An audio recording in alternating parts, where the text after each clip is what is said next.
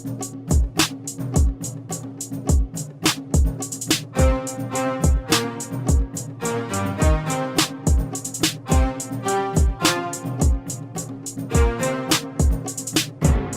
listening to Rookie Pirate Radio, the official anime and manga podcast for InBetweenDrafts.com. I'm John Negroni. And I'm Travis Hymas. And today we're doing a manga recap of One Piece chapter 1079, titled The Emperor's Crew, The Red-Haired Pirates. As usual, we will be discussing spoilers for the One Piece manga up until this chapter. So if you have not yet read chapter 1079, be sure to do so now for free on the Viz website for up to 3 weeks after the official release. And you can find a link for that in the show notes. We helped you out right there. And as always, we want to hear from you, the listener. If you would like to add your own thoughts to the discussion that Travis and I like to have, you can add a theory, if you have some speculation, maybe a correction to something we said, because we tend to get it wrong quite often. You can send us an email. Our email address is rookiepirateradio@gmail.com. I'll say it again, rookiepirateradio@gmail.com. Also, you can come join our Discord server. We highly recommend you do that. We have a special channel dedicated just to One Piece spoilers and discussion. We'd love to hang out with you there. And of course, you can find our Discord, the info for that, and more in the show notes as well. Now, Travis, I think a lot of people who listen to us talk about One Piece every week, a lot of them were probably, after they read this chapter, they were probably thinking, oh no, Travis and John are probably having a crisis. They're probably in chaos. There's probably so much chaos happening with John and Travis that Blackbeard's going to show up. Oh, funny you say that. It the blowback from this. I was at PAX East in Boston, right as this chapter was releasing, and it was palatable even at the convention. Literally working with other PR reps, doing demos and stuff. Palpable, yeah, that's it. I know what words mean. No, we were literally at our first demonstration for a game with a PR person, and I was wearing my Wano shirt that my spouse so kindly got me for Valentine's Day this year.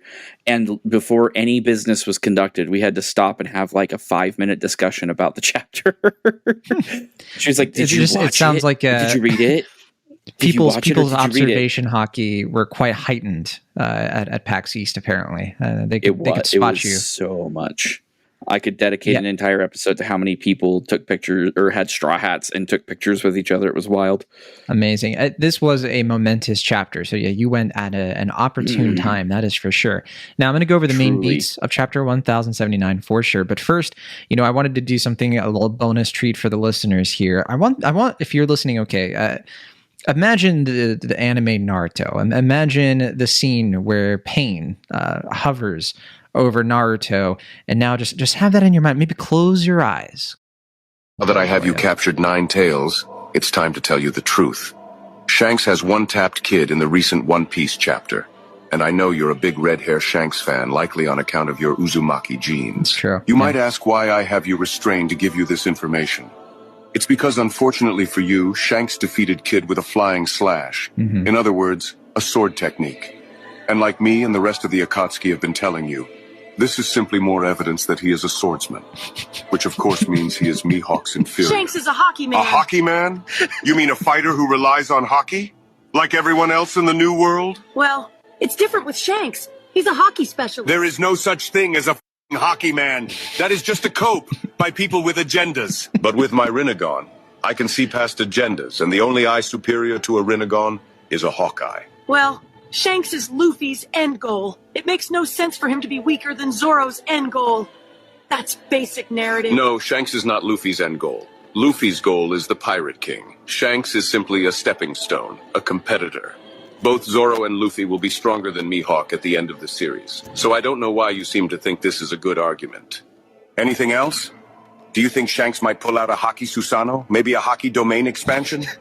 I have nothing to say to you. I doubt it. Oh boy, I had to play that, Travis. You understand? I know you did. Because I mean, two worlds collide and all of that. But yeah, I mean, there's no better way, I think, to, at least that I can come up with, to distill what the internet has been like among the One Piece fandom. I hope that a lot of people who listen to this or listen to One Piece content in general don't get into the dirt of the fandom. Like, like the way I guess you and I do, but that's what I'm seeing everybody. Everybody is having a crisis of like power scaling and all of this stuff. I just wanted to put that at the outset. That we don't have to have any fights here. We don't have to, this doesn't have to be Pain versus Naruto, right? You and I can just be Naruto and Hinata. Yeah, all that matters here is that Shanks did a good down B on top of Kid's head, and now he's a little bit more worse for wear. It looked like it hurt. Let's go through these main beats then. Yes. We'll start off. We have confirmation, which I think we both predicted, that the Germa 66 cover story is officially over, because this week we got a reader request. Very fun. And going into the chapter itself, once again, this chapter is called The Emperor's Crew, the Red-Haired Pirates. We see a brief flashback of York giving out her orders to the Seraphim just before the Labophase death game began. So we got some more context there. We cut to the present to see the Egghead evacuation under Sentomaru. It's still underway with the pacifistas. And we also see a ship with Blackbeard's flag approaching the coast. Next, we jump to Warland Elbaf. We don't get a lot of Egghead because we go right to Elbaf for the second half or so of this chapter, where 9 pirate ships, including Shanks's fleet, get in the way of Eustace Kid.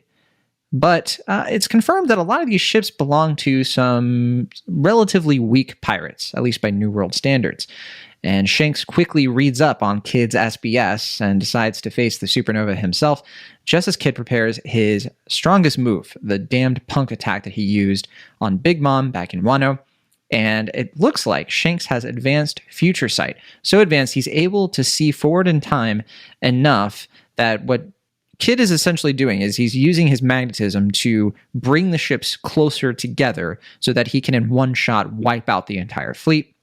Shanks sees all of this way far ahead in the future, so much so that he is able to leap into action, get to Kid before Kid is able to pull off the move, and Shanks uses Divine Departure, or Kamasuri, I think it is in Japanese, and is one of the signature moves of Goldie Roger, the one he used against Odin. And this move, one move, doesn't just completely KO Kid and nearly kill him, but it also defeats Killer as well. Some of his crew also get caught up in what looks like Conqueror's Hockey. In response to this, Heat of the Kid Pirate surrenders immediately on Kid's behalf and hands over the road poneglyph rubbings, or tries to. But just a moment later, Dory and Brogy use Hakoku Sovereignty to decimate their ship, the Victoria Punk. We see it completely split into two. And as the narrator points out, the Kid Pirates are effectively eradicated. Break next week. So Travis, where do you want to start? Let's knock out the Egghead stuff really quick, because I think we're going to be spending a lot of time talking about the rest of the chapter. Sure. I only have a couple notes on this. Yeah, so the main thing is you're an anime watcher, so I do want to ask. We now have Seraphim who are talking for more than just a couple. They're saying understood. Things understood. Yeah. We know they all talk. Okay. Yeah. So do you think when we get to this point in the anime, which probably at this point will almost certainly not be until next year, but do you think they'll use the same voice actors and have them pitch up or something to be kid-like?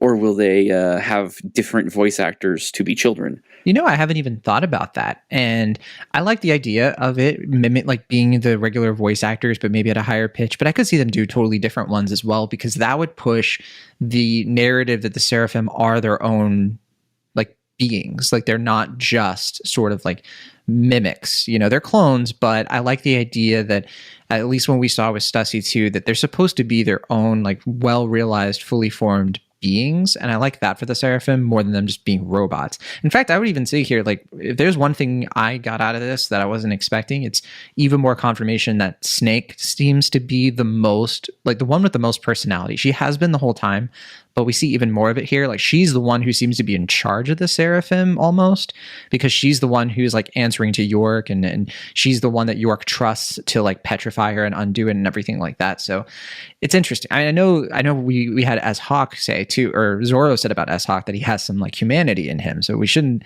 lose touch of that either. Yeah, this flashback is in fact based on kind of the shading of the pages, implied at the very least to be S-Snake herself actually flashing back to the Order, which would mean that this isn't just code being processed in their brain, but it's actually a memory that she has. I could see that. Yeah. And she's looking for something. in the lab? Yeah. So York says, I'm going to warn you about the place in the lab you're not supposed to destroy. Now, my thought was, what I wrote down was that this is the weapons development floor, the one that Jinbei was walking through with Stussy and Sanji and said, like, oh, we need to be careful. Like, any vibrations could, like, cause a big explosion. I could see that being York, that being York's concern, because she does not want a big explosion. She doesn't want Vegapunk to die. She doesn't want to die herself, and she doesn't want the hostages to die. So that's kind of interesting too, which could lead into the next thing, I think. But yeah, did you have any alternate ideas where it might be? My guess with the title is that, or with the way the bubbles are, I should say. I think we're missing a piece of dialogue between this and the second set of panels where she's actually flying through the lava phase. But it's just the thing that's interesting to me is S Snake's little pause in the panel immediately after. She kind of has this like dots, which Oda wouldn't have drawn without a reason. So it looks like she's considering something or looking for something. It very well could be a weapon of some sort. It's very possible Vegapunk has something built in there. But if this is York trying to basically shore up some collateral with the world government, it may be something he's made or found that has to do with the Void Century. Maybe it's even the robot. Yeah, that's he's true. Got it hidden. Because was the robot in Punk Records or wasn't it outside of Punk Records? I thought it was outside, wasn't it? But it could be something related to that, maybe. It could be the Kuma stuff. We really don't know, because there is the Kuma. There's Bonnie and everything. Yeah, I think my first guess was the Kuma room when I was reading this the first time. But then you said the weapons development lab, and that is absolutely a place you do not want to destroy. Agreed. Yeah. So she's definitely hunting for something, though, which is curious. We did skip the reader request. I mean, there's not much to say there, but I think it's fun. It's such a weird contrast to how, like, we see Luffy watering a lion, and it's a fun little, it kind of looks like the Sunny, the confusion between the Sunny being a sunflower and like a lion and then whatever. But it's just so weird, like a chapter like this with so much destruction and death and hopelessness for certain characters. It starts off with Luffy just carefree, like, oh, what's going on, Zeus in the corner. It's great. Yeah, it's perfect. Yeah, it's perfectly timed levity, especially since Luffy doesn't appear in the chapter whatsoever. It's nice to just have him being Luffy, being kind of a goofball. Yep, reader requests are always fun. Yeah, I'm glad there is no Luffy in this chapter, because it's nice to have Shanks take the spotlight here. I think that it's something we need. It's the first time we see him do an attack in I think the entire series, except for maybe Film Red. But before we get to that, yes. So we do have confirmation too. I mean, we kind of breezed over it, but we do have confirmation that a lot of this, the death game itself was set in motion as a reaction to CP0 coming and York realizing, like, oh, the world government's after me. She says that she has a plan of her own. And it shouldn't be lost on us that only a couple panels later, we do see a Blackbeard ship coming. So, I think there are two decent reads of this. One is that she's trying to, like, parlay with the world government using Vegapunk as a hostage, using the Cypherpole agents as hostages. Another read of it could be that she reached out to Blackbeard as well and had a sort of backup plan. She is a Vegapunk. She could be smart enough for that. And essentially letting Blackbeard know what's going to happen so that he could show up at the right time, or one of his subordinates show up at the right time, in order to take advantage of the chaos and her to have an alliance with him. That's what I like to think. That's what I think would be a really great development for, like, what happens next, because it would really bolster up Blackbeard to have his own Vegapunk, but also it could really cause all kinds of, like, really unpredictable events happening in the manga moving forward. I really like the Blackbeard showing up, to be totally honest. Or, like, again, it's probably not Blackbeard himself, but I think Blackbeard we still have heading over to Pirate Island, possibly with Law as a hostage, to go up against Garp. We have to imagine. We still don't know what happened with Blackbeard and Law. But one Blackbeard pirate or ally that is pretty much unaccounted for right now is Aokiji. And that's been a very popular sort of prediction that people have had, that this is Aokiji, because we haven't seen him in a while. And I think last we had of him confirmed was the Germa 66 cover story where he captures Pudding, but that was ages ago. Yeah, so I'm firmly in the Kuzan camp as well. Mostly because you mentioned that he's in the cover story, because we got, and I keep coming back to that moment because I really feel like that's a watershed moment for One Piece in general. An ice shed moment. An ice shed, you could even say.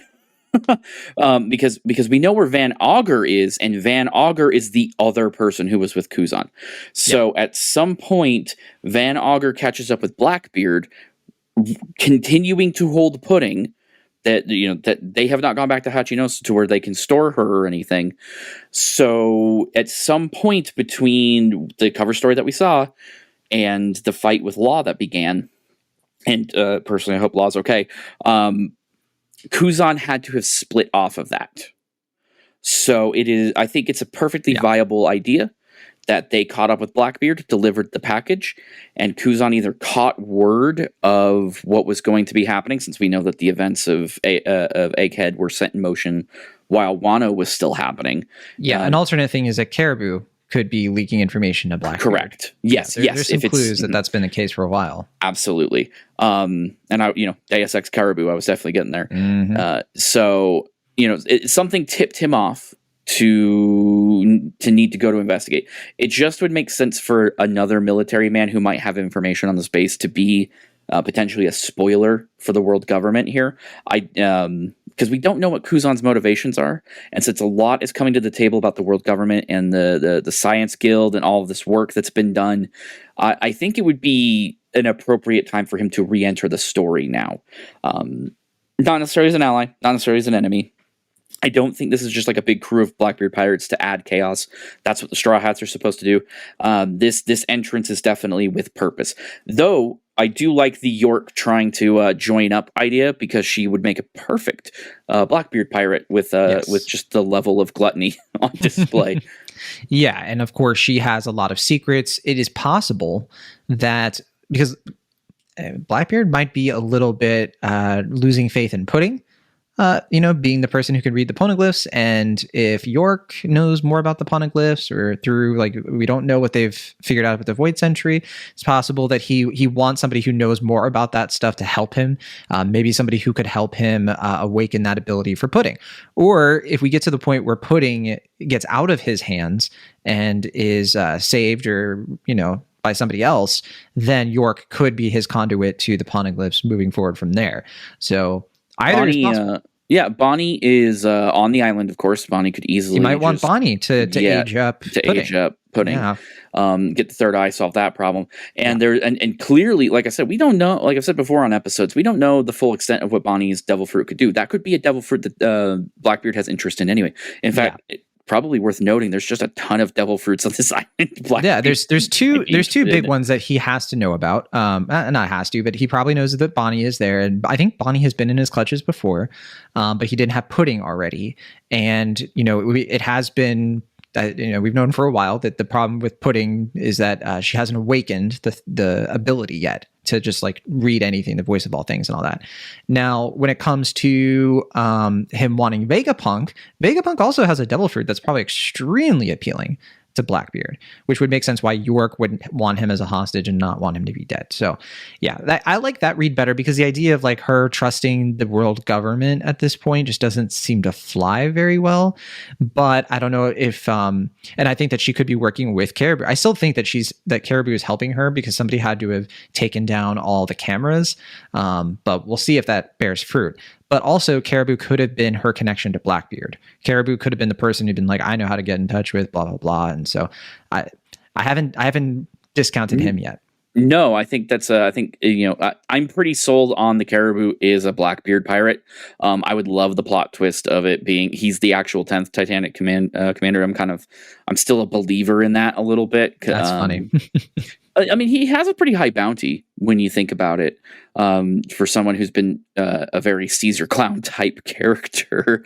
Buggy, too. A little bit of a buggy. So I like the idea of him being an agent for someone we've already seen, and this would be a great way to have any part of the Blackbeard Pirates re-enter the story in a way to directly engage with Luffy, because right now, save for the opportunity to just absolutely clock Blackbeard in the face for his previous crimes, there's not a direct reason for the Straw Hats and the Blackbeard Pirates to actually have a conflict, right?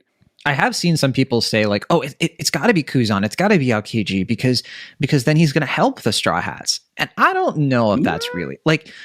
People keep acting like he's like, I think that one theory I've had for a while is that he's still with the world government, and that he's a spy for the Blackbeard Pirates. I think that's possible. Another thing is that it's a little bit more straightforward that he is disillusioned with the world government and is maybe working with the revolutionaries, which I think is even more plausible than that. Just because I think that he has like let certain things happen that really aid Dragon and Robin and all of those folks, right?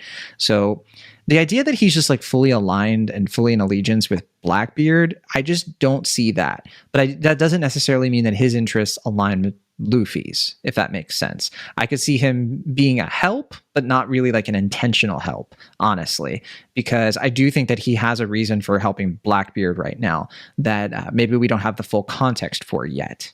So it could be that he's leaking the info to Shanks. Shanks seems to have a spy for Blackbeard right now. Yes, at least something. Somebody is watching Hachinosu, at least, right? From what we see later. I think we've talked about Kuzan and like how weird his deal is before when we got that cover story. I can't recall, honestly. Someone will correct me, I'm sure. I think we've entertained things like him being related to Sword, since he has a relationship with Garp, and that just kind of feels like that fits in pretty good. The disillusionment sounds like the obvious answer. Not in that it's bad, but just in that fits the most with what we know about Kuzan as a character, and his, thesis of justice that all of the admirals kind of have. It would make some kind of sense that he would want to take on a position that kind of puts him in opposition to Sakazuki's agenda, since he was willing to lose a leg over it. But in terms of helping the Straw Hats, it's tricky because he's never truly been directly in their way either. So it's easier to assign him as an ally, but we just have so many agendas running together. What's one more, right? And there are people who have speculated that he's the one with the burn scars that Kid references as being the one with the key to the next poneglyph, because he does have burn scars. I think he does on his neck, right, and down from his battle with Akainu. So. Yeah, I think that anything's possible with that character. He's such an enigma. I think that he has, like Kuma, that's another thing that makes me think that he's with revolutionaries. It does remind me of Kuma, the way that Kuma, in a similar way to Shanks here, kind of decimated the Straw Hat Pirates at one point, but it was really helping them. What Kuzan did for Luffy and them helped them ultimately when he was trying to take Robin, and ultimately like he could have killed Luffy and Zoro and all of them right there with his powers, but he didn't. And I think that it was more of like he was using that as like a wake up call, right? To get across to them that they were not ready for the next part of the Grand Line unless they really took these threats more seriously. Oh, I think it's. I think that, like I said, with those theses of justice that the admirals have, Kuzan just completely obliterating and killing some pirates that just don't stand up to him.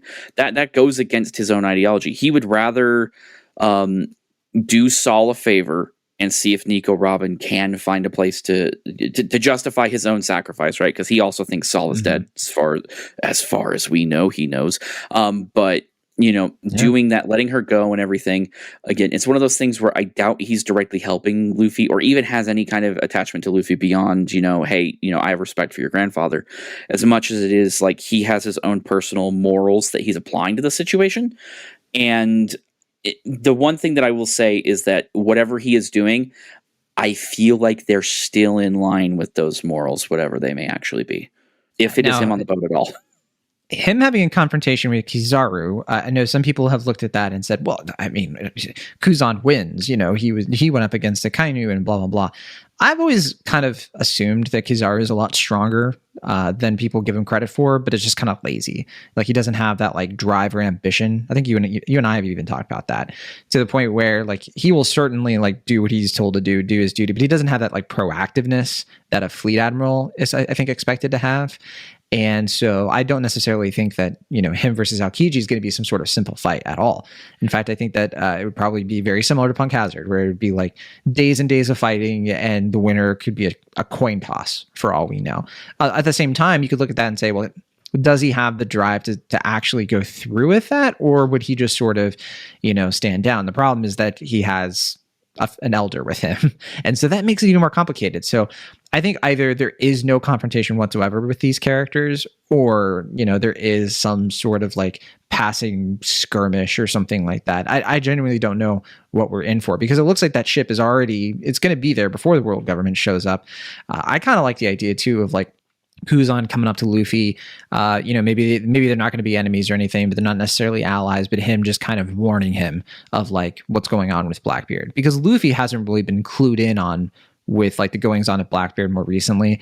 And I like the idea of him just kind of giving him a similar warning to like back before Water 7 of like, you really don't know what you're in for. Like, even making a plea to Luffy to, not trust anyone until like you need to do this or that. And Luffy just sort of like rejecting that completely and just being like, who are you? Like, I don't care, blah, blah, blah. I'm not going to sell out law. I'm not going to sell out any of my friends. I don't think he would consider Kid a friend. Somebody that he like trust or anything, just because he's worried that they're going to help Blackbeard or something like that. Yeah, there's also, if it is Kuzan and he's coming to Egghead, an island that contains information about Jaguar D. Sol, I wonder how he would take that as well. With that coming out, not necessarily a conversation with Luffy, but a conversation with Robin, I think would be fascinating on its own. And let's face it, if he's trying to impart information to Luffy, he's going to do it through Nico Robin anyway, because he's going to be like, I don't care about any of this. Okay, I think that's all we had for the Egghead stuff, unless you had anything else. No, I do think it's worth entertaining. I guess I want to say it's worth entertaining that this could be literally any member of the Blackbeard Pirates. Kuzan sounds like the thing that sits in the most. But at this point, it seems like we've moved on from the murder mystery to add a new mystery of who has actually arrived on this island. I don't think we're going to get an answer to this when we come back from break. Yeah, maybe not. We might just get like a check-in with the Seraphim for all we know. It could be all kinds of things. We could get Law and Blackbeard. We could get another cutaway. We don't necessarily have to go back to Egghead next chapter, but we do have a break. Is it going to be a week or 2 weeks? It'll be at least a week for sure. Yeah, at least a week. Hopefully just a week. Yeah, I haven't heard any negative things about Oda's health, thankfully, and not all of Jump is going off, so that's good. All right, well then we'll go on over to Elbaf then, and we get introduced to some like new pirates that are in Shanks' fleet. So we get confirmation that Shanks, we knew for a while, like for the longest time, we didn't know that Shanks had a fleet, right? And people were like, oh, he's a Yonko, he's really powerful, his crew is powerful, but it's kind of like Luffy, where he doesn't have like, thousands and thousands of subordinates, at least pre-Dressrosa. And then we found out later, like, no, he does have a fleet. He does have other ships. So then we were like, I guess he's not that strong then. Like, because then, if he was so strong and he had a fleet, then how come Big Mom and Kaido, how come they're still around? And Shanks didn't just like take him down. But now we know that, okay, so he is really strong, possibly more powerful than Kaido in a 1v1. In fact, some people would say he definitely is.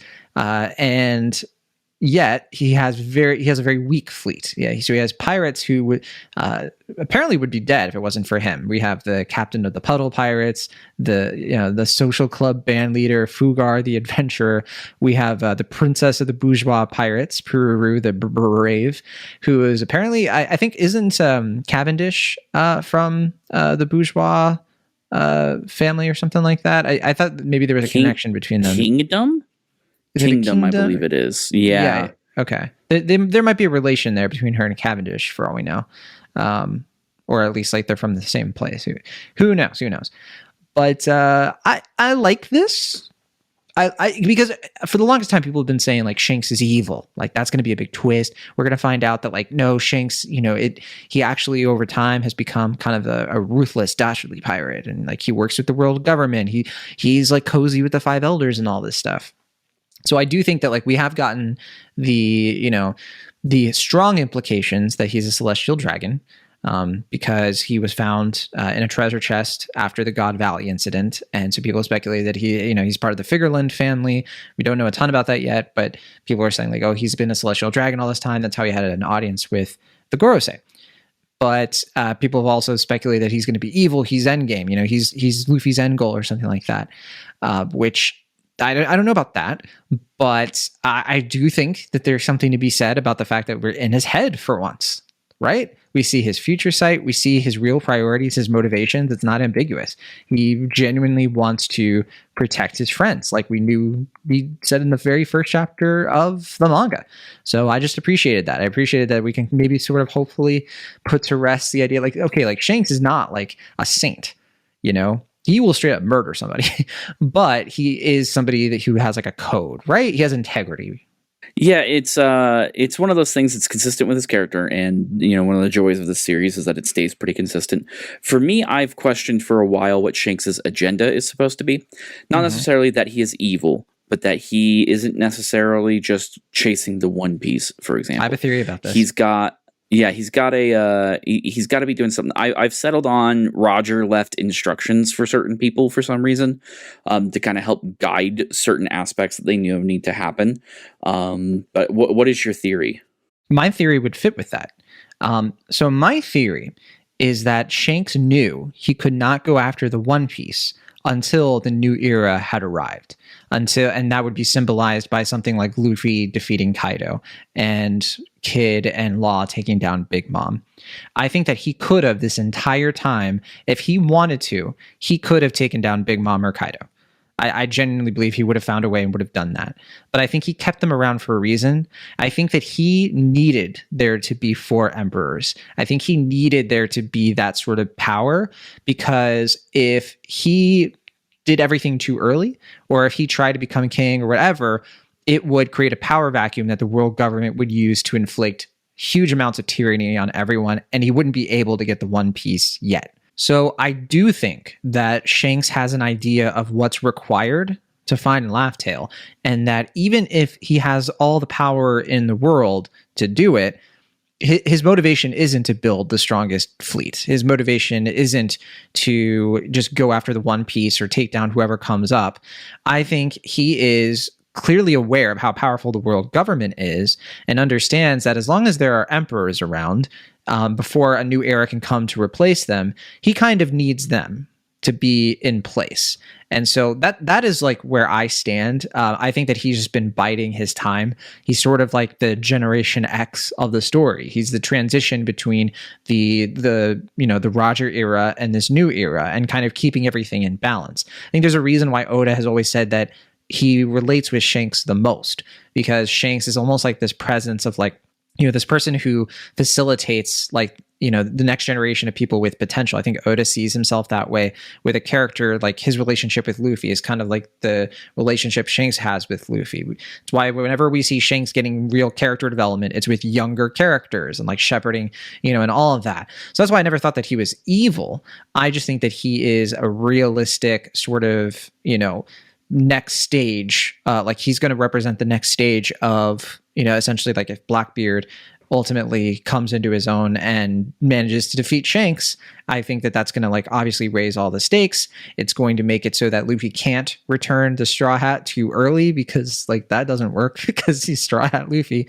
All kinds of things come out of this, but I do think that that's why Shanks keeps Big Mom and Kaido around. I do think that's why the world government isn't scared of him, why they would let him kind of into their midst, because they know that he isn't going to do anything.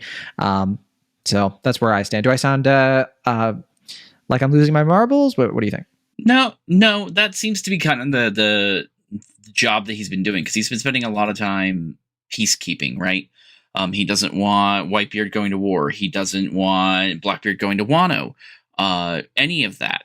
He does seem to be trying to maintain, if not a status quo, at least a situation that isn't going to turn into a catastrophe, if at all possible for him. And it looks like when he has the opportunity to take the road poneglyph rubbings, he doesn't take them. And at least it looks like he doesn't take them. And I would say, yeah, he probably doesn't need them at this point.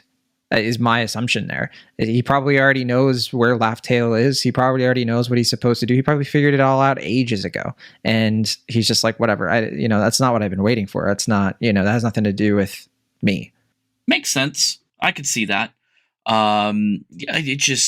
He didn't go on the final journey, so it's kind of a up in the air on how much he actually knows or was told. But his attack sure indicates that he was told a lot more than we thought.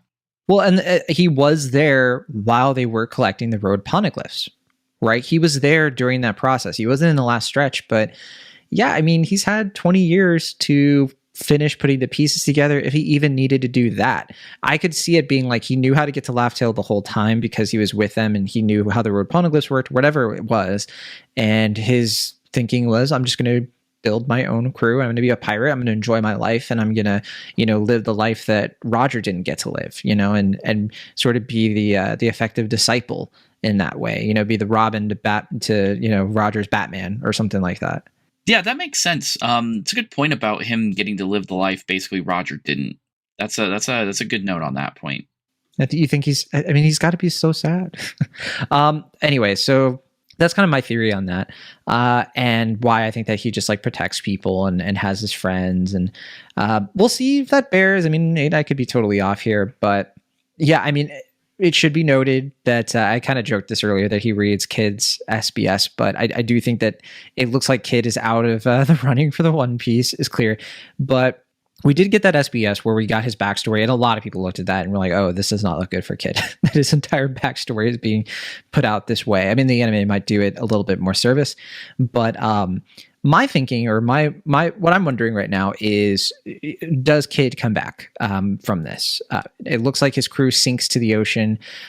He could be dead. Even if he survives, he could be Gecko Moria right now, right? Like just out of the picture in disgrace, for whatever happens, but like basically out of the story. But do you think he's going to come back to the story? I think he is, and I kind of have an idea what they could do with him, but what do you think?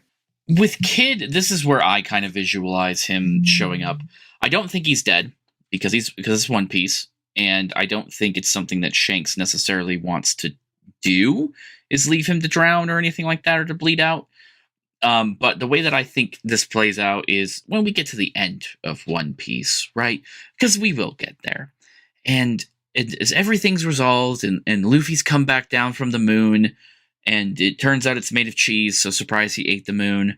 Then we get, shots of all of the other characters that we've encountered in our adventure and where they are now and where they're going. And I can absolutely see a new Kid Pirates being formed with a kid that's more machine than man because he had to keep putting his body parts back together. And just being like a panel of the like, oh no, he actually survived and he's trying to, be a pirate again, and just kind of leaving that with people. Cyborg Frank Kid. That was like the first thing I thought of. He was like, he's more machine than man. yeah, just like, yep. I mean, basically. I mean, if Shanks hadn't cut through the damned punk and just went straight for Kid, I don't think Kid would be in One Piece. There'd be a little bit of him over there and a little bit of him over there, and then if that's the case, then people should be able to find him if he's not One Piece. See, I kind of have a similar thought where like I could see, because like his crew is still, like most of his crew is still up and going. Heat is still fine. Now when the ship gets destroyed, I think it is possible like they're sinking, but I think most of them are going to die. But I think some of them could save Kid and Killer, and there might be like a small band of them who survive and make it to the coast. And I could see us, maybe we run into them on Elbaf, but they're not the Kid Pirates anymore. I think that they are effectively like, as the narrator points out, destroyed. They're disbanded. I think Kid is going to be disillusioned. I think that even if he survives, he's just going to be like a shell of his former self. And if the Straw Hats make it to Elbaf at some point, either in the next arc or an arc or two away, depending on what Oda's going to do, I could see him coming back to the story as maybe being a warning or maybe serving like a minor function in the story, but definitely not being like a major character moving forward. That's how I'm feeling it. Like I could see him being sort of like a pathway to like how dangerous the giants are, and like sort of, the Straw Hats kind of getting to know like Prince Loki, maybe some of that stuff coming coming into the picture. But who knows? Who knows? It could just be like we never see him again. Maybe there's like a cover story or something in there, like floating away. Who knows? Maybe maybe the Ribbit Pirates take him in as a prisoner. Yeah, I guess pirates. There is the possibility, right, that the lesson from this is a great humbling. I don't think this is going to happen, but I'm at least willing to entertain the possibility that this becomes a great kind of like awakening for Kid, and it kind of changes his perspective. And whereas he didn't want to be subservient to Kaido, in the face of an insurmountable odd like that, maybe he tries to join the fleet. Which won't happen. Like Shanks won't let him in the flat. But I could see, to what you're saying, I could see like him being a prisoner of the fleet or something like that. What humiliation that would be, that like these weak pirates would have, him in their clutches, kind of just to like torment him or something. Yeah, it's true. It would definitely be something interesting to have him kind of like start over or something. But I don't think he's dead. I think it's something we'll check in on him, but he's out of the race. Kid is not going to become a Yonko. He's not going to give Shanks a run for his money. No. He's not going to go join Cross Guild or anything weird like that. I think he's done. I feel like, we already have a red-haired pirate with a multi-billion-dollar bounty, no arm, and a scar over his left eye. Like we got that covered, right? Oh, yeah, I mean, sure, but, at least he's not a swordsman. That's true. I don't think we've ever seen him use a sword, have we? So, rest in potentially pieces, Eustace Kid. He kind of goes out, it makes thematic sense for him to be, or literary sense for him to be tossed out early, because he is part of, like, a younger generation, and so that kind of fits the Billy the Kid, this, like, very wild, reckless, and violent person who went out really in a pathetic way, very similar to this. So who knows if that's going to be the case here. But decisive victory for Shanks. And the big controversy has been, I already kind of covered like why I think, it's okay that Shanks is this powerful. And I think he had the power to take down Big Mom and Kaido at any point, but was more concerned with the political ramifications, was more concerned with, creating a rift, creating a power vacuum, islands that were under the protection of Big Mom and Kaido, like Wano, for example. If Kaido isn't in charge of Wano, then who is? There's no one powerful enough to replace him because Odin was killed. The world government takes Wano at that point. And I would assume that Shanks is more afraid of the world government because he knows what they're capable of, than he is Kaido and Big Mom, which can be kind of a hard thing for people to swallow considering how horrendous those characters are. But I do think that he's a pragmatic person. He's not a saint, right? So that said, people are still a little bit like, if Shanks is this powerful and Mihawk went toe to toe with him, how is Mihawk supposed to be this powerful? Because we've seen Mihawk in action a lot. We saw him at Marineford. It just didn't seem like he had this level of power. And if Shanks was able to use a sword to one-shot a character who took abuse from two Emperors of the Sea repeatedly, it does make me wonder a little bit. I've been kind of, working out my own thoughts on this of like, what's going on here? And I have an idea. I've kind of put some pieces together, but I want to hear from you first. What do you think's going on here with Mihawk and Shanks and this power scaling stuff? Well, there's a John Mulaney bit that I'm quite fond of, and I won't go over the whole bit.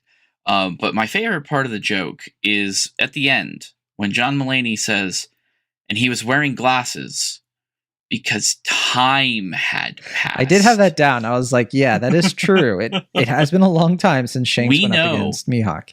We know for a fact that from the day Shanks lost his arm, Mihawk has refused to fight him, which means Mihawk does not necessarily need to be the greatest swordsman in the world before Romance Dawn. It doesn't mean he even has to be the greatest swordsman in the world after Luffy is saved from the water there. Just some time between Shanks having two arms and Mihawk's introduction in the story, we know that Shanks lost an arm and Mihawk at some point became the greatest swordsman in the world. It's even possible that Shanks losing his arm is what transferred that title. We don't really know. It's not like there's like swordsman judges going around and saying, oh, well, you're now the greatest swordsman. I don't know. We do have swordsman graders, like sword. We graders. have swordsman Anything's graders, possible. but like, yeah, but there's not like a referee going around ranking of kings style to like You don't know observe that. Zoro's fights. We don't really have this discussion. Like Brook is a swordsman, but the way that he uses his sword is drastically different than just kind of the straight skill that Zoro possesses. So there's also that. Just because Shanks uses a sword and does sword techniques infused with hockey, that doesn't necessarily mean that he's a practicing swordsman or considers himself one either. I don't know. This is one of those things where, again, people really, really, really want a power scale, and it doesn't have to be that hard. Time has passed. People want One Piece to be Dragon Ball Z. They want people to have power levels and scouters. They don't. Like, they really just don't. Like, that is not how this series has ever worked. And it bothers me a lot because it's like the circumstances of fights are always very specific to what's going on. Because there's also the consideration that, Shanks has a fear of Blackbeard. And if Law and Kid are roughly like of similar power, and Law is able to go toe-to-toe with Blackbeard from what we saw, like Blackbeard doesn't just one-shot him, then it goes to say that every fight is a little bit different. Sometimes you go up against people who are stronger than you, but if you're smarter and you're not caught off guard and you aren't like recklessly going into battle, or you're not provoking somebody stronger than you to like just unleash hell on you when you're not paying attention, then a fight will go very differently. Right. And so I think that that's one thing. But then there's also, if you really look at that panel, he destroys Kid's arm when Kid is charging up an attack. So to me, what that says is that apparently Shanks's observation hockey is so powerful. Not only can he see into the future and know what to do, right, to like leap into action at the right time, but I think he also has a very keen sense of people's weaknesses. And I think he manages to cut off this arm, or basically destroy this arm, in a way that explodes in Kid's face, which it would explain why Kid gets caught, or Killer gets caught up in it too, because they say Killer goes in to try to protect him. He probably gets caught up in the blast. I don't think it's just that Shanks's sword attack is so powerful. I think it's like a repel. It's called Divine Departure, and I think it's like literally pushing back Kid's own attack onto him and Killer in a way that like just wipes them out, because it's that powerful of an attack. It did take down Big Mom, so it would make sense that Shanks would be able to stop something like that before it's unleashed against him. So I don't think it's that wild to assume that it's just Shanks being more strategic and having the power to back that strategy up, which would make him, not necessarily that much stronger than Mihawk, but, probably, way stronger than Mihawk, who knows. But Mihawk as a swordsman probably could have blocked that attack or seen it coming or dodged it or done something like that and not have been just one-shotted. That's my take. Yeah, so and it's worth noting that Mihawk and Shanks have a what seems to be at least amicable relationship, right? They hang out, they drink together. That doesn't necessarily mean that they're friends, but it does mean that they're not enemies. So it's very possible that when they fought, it was casual. It was a good time. You could see them co-host a podcast. Honestly, you could Mihawk and Shanks. Absolutely, that would be a good time. Yeah, Double-Edged Sword is the name of the podcast. Oh my, that's actually really good. Oh, that's really good. Their personalities are perfect for it. It's like perfect. Shanks is more lively. Yeah. All right. I guess I would put it to you this way: if Zoro defeats Mihawk and becomes the greatest swordsman in the world, and then he has a drunken brawl with Luffy again, like in Whiskey Peak, and Luffy beats him, does Luffy become the greatest swordsman in the world? No. Is that how that works? Right, because we've even seen like when Luffy tried to use a sword in Wano, it was kind of it was the most psychic damage he's ever managed to deal to Zoro. He basically defeated Zoro by being bad with sword. Yeah. So it's one of those things. People are looking for it in the weird places, and I get why they do it, especially with Shanks. I'm gonna be a little bit thoughtful here. With Shanks finally taking an action, I understand that people are just absolutely flabbergasted and are trying to make sense of it and trying to fit it into the larger scope of things. It's just, again, like, people really want to see more of Zoro. I think that is a thing that's valid.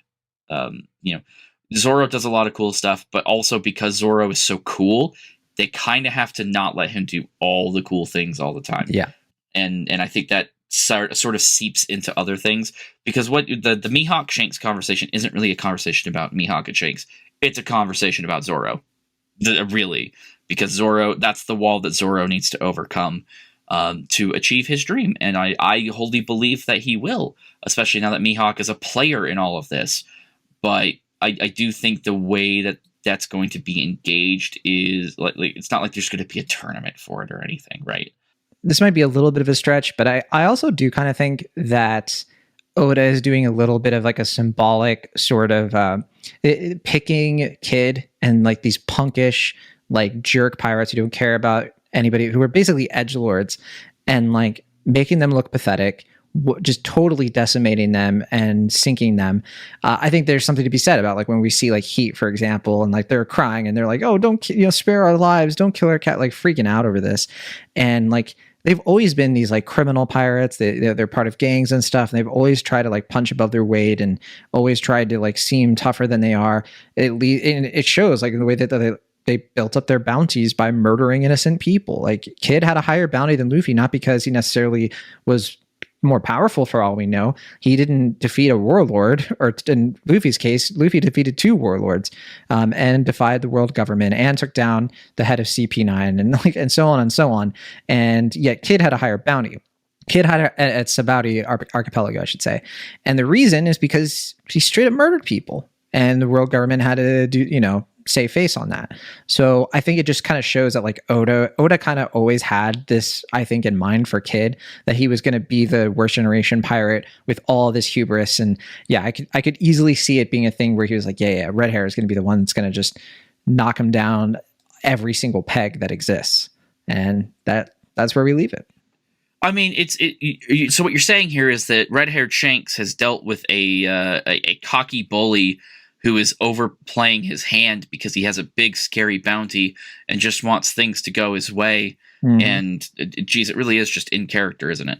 Literally his elders, like Dory and Brogy, these, like, old-timers who are just, like, just cut his ship into. Like, by the way, incredible paneling from Oda. I mean, just the detail that he fit into these pages. It just seems like he put even more effort into it than usual, because it is just first of all incredible to see this move again after so long since Little Garden.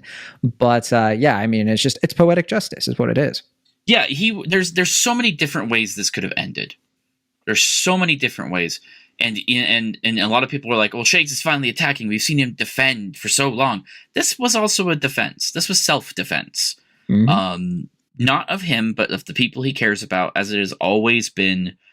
And the Kid did not have to have things go this way. He really didn't have to have things go this way. He acted and he found out. It's as simple as that. But I did want to ask you a bit about the future sight aspect. I was literally about to bring this up because, like, yeah, we kind of lightly covered it, but it's wild. I used my own. Nice, you did it. But it is kind of wild. So how far in advance do you think he can see things? It's got to be far, because like he sees not just the attack hitting the ships, but he also sees the ships starting to sink, and he has enough time to get from where he's standing all the way over to Kid before it doesn't even look like he's about to strike. It looks like it's still charging up. And we don't know exactly, I don't think, how long it takes for his attack to charge. I would say at least 30 seconds. I think you can make the argument it's even longer.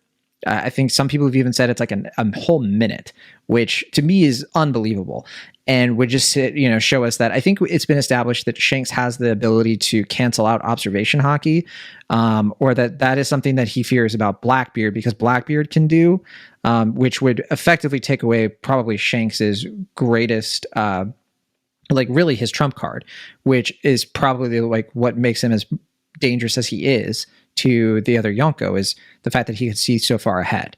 But if you are able to essentially get rid of that, then Shanks becomes certainly dangerous, but definitely not like the same level of dangers. We know that Future Sight is the thing that's kept Luffy alive since he fought Katakuri, because without it, he would have lost that fight. He wouldn't have made it far Wano at all. He wouldn't have made it to Wano. So yeah, and I've been watching a lot of theories videos this week because I had many planes to get on, and I believe I want to say it was maybe Teching or Grandline Review. One of them pointed out that this is the first time we've really seen Future Sight depicted in a panel itself. Yeah. Liam from Grandline Review did point that out.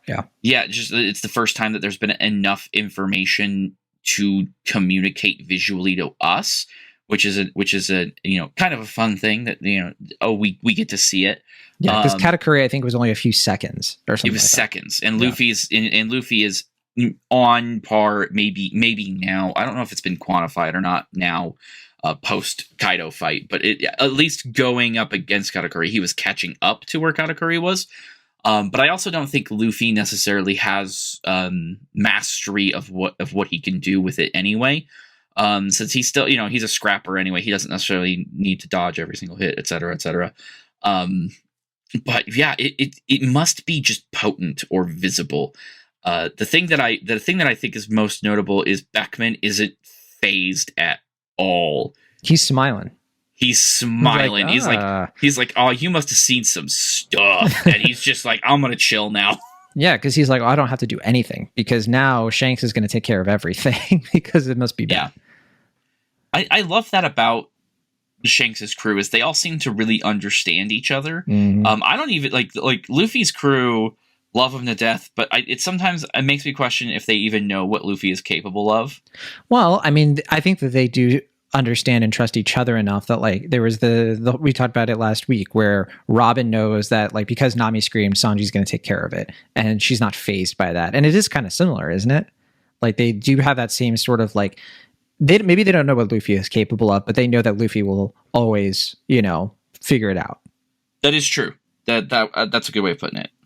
In fact, I would even, I was thinking about this, and people were a little bit like, oh, why do Kid and Law have the same bounty as Luffy, but Luffy is a Yonko, And I think I maintain what I thought when that was announced, and it has very little to do with the fact that Luffy defeated Kaido. That's the big part of it, sure, but when you really look at the facts and figures of that fight, and we know the world government is aware of what happened on Onigashima.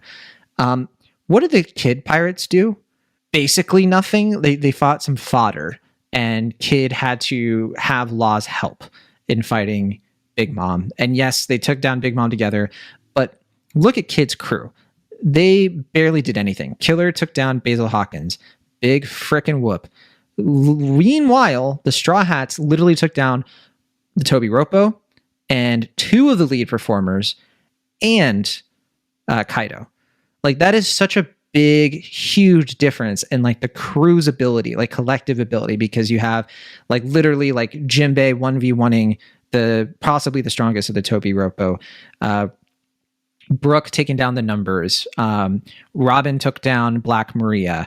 Frankie took down Sasaki. What was his name? Sasaki, I think. Sasaki, yeah, you're right. And then you have, and then the rest, I think, Big Mom managed to take down the last two, Page One and Ulti. But Nami and Usopp literally were holding their own against them.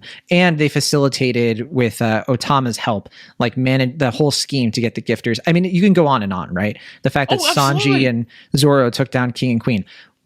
The Kid pirates, by comparison, are worthless. Well, yeah, we know very little about them, and Oda even was he hinted at this outcome earlier, where it was hey, don't worry about learning their names. It's the same thing with Law's crew. We've only just began to see where they maybe have value. Whereas Luffy's crew, you really think about it, Luffy has Nico Robin, who is just constantly a thorn in the government side. He has one of the sons of Vinsmoke Judge, literally an arms dealer. He has a former warlord of the sea has pledged his allegiance to this crew. Luffy has attracted some of the baddest kind, to the world government. I should say they're all great, but and he has a genuine threats. I don't even think the government really has that identified, right? I don't think that they've really taken that and said the Straw Hat Grand Fleet's doing this. But you're right. I think so, because I think the Grand Fleet, I think they're advertising themselves as the Straw Hat Grand Fleet, and they're having all their little escapades, right? Yeah. They're at least seeing they're seeing the influence of Luffy. Yes. And then the Nika thing happens, and they're more scared of him. Even they're like just the reality of the situation. You're right. Many Straw Hats had grand accomplishments in Wano, and plenty of Straw Hats have had grand accomplishments even prior to that. They put God Usopp on that poster. And Usopp is also the one who shot down the world government flag. He may not be necessarily perceived as a threat, but he is a dissenter, whether he likes it or not. Chopper, they finally raised the bounty numbers, but he's smart enough and skilled enough now to undo chemical weapons, which, transitive property means that he can be that type of threat. He can be a queen level threat. So it almost makes me wonder then why we never really saw like somebody trying to do like a Rocks Pirates thing with the Worst Generation of like, hey, like we're putting a crew together. If like put all, I know they did some alliances that didn't really go anywhere, like with Scratchman Apu and Hawkins and Drake and them, but they were taken out so quickly, and it didn't seem like they were forming like a pirate crew. They were forming an alliance. It just seems kind of weird to me that like we don't have that echoing with this new generation. They're too individualistic, they're like, no, we're not going to do that. I would even consider that Rocks himself, his personality or something about his own power is what invites that. Because who kind of also had something like that? Gold Roger. Yeah. So that might be it, and we obviously don't know enough about Rocks. But we also, Kaido was basically like annoyed until he joined, more than anything else. Yeah, he's peer pressured into it. Yeah, and of course, Rocks. The fact that he's still shrouded in a silhouette for the most part means there will definitely be more to learn about that. We don't have time to get into it. But I was thinking of like, I wonder who used the immortal surgery power before, because we now know that Law is in the clutches of Blackbeard, and possibly, I shouldn't say we know, like who knows how that fight turned out, but I just don't think it went well for Law. But that is a motivation for Blackbeard to keep Law alive, because he can't just steal the devil fruit yet unless he has somebody to give it to who he knows is going to die for him. So he's probably keeping Law in the mix. So I don't think we have to worry about Law being alive, but like, it does make you wonder. We don't really know who used that power. Somebody had to have used it already at some point. It could have been right before Law. It could have been years and years ago. It could have been during the Void Century with like certain characters that we might learn about. Who knows? But the Gorosei, for all we know. True. Yeah. But okay. Do you have anything else before we say goodbye and reconvene for? It'll be a while before we get to chapter 1080, but we might have some other stuff coming up.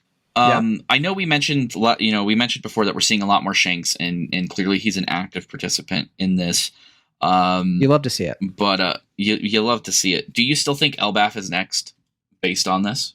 I definitely see it happening. I think it's the. I like the idea that you brought up. I think it was Morge's theory, right, where it's like the Straw Hats go there, but not Luffy. I like the idea of them going to Elbaf and facing these huge, like this, basically like having a Zoe type adventure where it kind of like fills in some gaps maybe, because like, I don't know. I know people are saying like, oh, we're going to have this huge battle royale at Egghead. For some reason, I just don't see it being that like I think some stuff's going to happen. There's going to be the incident, but I don't think it's going to be like Marineford. I think people are expecting like a summit war happening at Egghead right now. And I don't see that. I see something major happening that's going to cause like characters to get split off again, but not necessarily like split off like one character here, one character there. I think it's I like the idea of like Luffy getting separated, even if it's not him getting into like enemy hands, him being separated for in some other way would be interesting.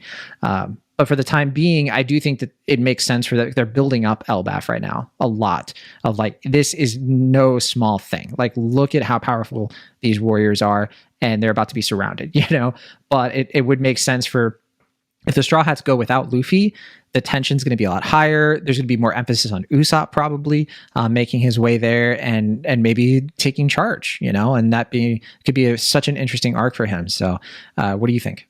I think I would agree with that, if only because I would open up the opportunity to spend more time with the other members of the crew, which is I think a valid criticism. I don't know if it's saying something's bad. We could spend time with Luffy too. It can be Yeah, concurrent, exactly. but it's like they're not in his shadow. They can't just rely on him. That's what would be interesting about it. Right. But having Zoro serve as captain, for example, is putting Zoro in a situation where his fans will get a little bit more value out of him per panel. You know what I mean? Him being at odds with Usopp, who might, have different ideas of like what to do, and like seeing the crew have, arguments, and there being like real conflict with them. We haven't seen them be at odds really since Enies Lobby. Or Water 7, I should say, right? Some real stonks in some character development that we still feel like we need before we get to the end of all of this. Yeah, I love the idea. It's like, what is a vice captain, And does that necessarily mean that Zoro is going to call the shots just because he's the second strongest? And like, obviously, like I would love the idea of like Sanji suddenly respecting Zoro more because he has to, and them not fighting as much as they normally would, but then having issues with, maybe Jinbei doesn't agree with what they should do. It is interesting stuff, but we do have to end it there. And hopefully we'll have more time to talk about what happens when we know what's going to happen next. So there's still, I think, a lot more to get to before we get to Elbaf. But in the meantime, Travis, we might be doing a special anime episode next week. Maybe talking about doing an anime like a spring season preview or something like that. What do you think? That's what I would like to do, because boy howdy is the spring season stacked.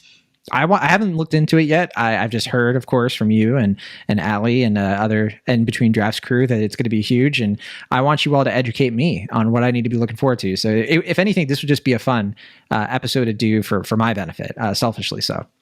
Yeah, it would be very valuable. So look forward to that. Yes, because I'm about to finish The Angel Next Door Spoils Me Rotten. And once I'm done with that, I'm going to be sad. And so I'm going to want some new anime in my life. And that's where I turn to the fine editors, including the anime editor at In Between Drafts. That's you, Travis. So until then, though, thank you so much for listening to Rookie Pirate Radio. We'll be back, and hopefully we'll know soon how long the break is. We're assuming it's 1 week because he's been on the 3 chapters, 1 break week schedule lately. It's just I'm a little curious about it, Travis, because there is no sort of like countdown on the Viz website like there usually is. So that's who knows, but hopefully not. Good question. I'm gonna check the app real quick, because the app's usually. Oh no, you were right. There's not on the app either. It could mean nothing. It could just be that they just maybe they forgot. Maybe we will get a chance. Maybe we will get a chance to deliver our ARC tier list. Oh yeah, we could do 2 breaks.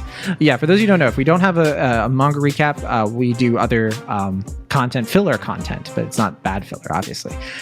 So you can look forward to that at least. But all right, we'll see you all later.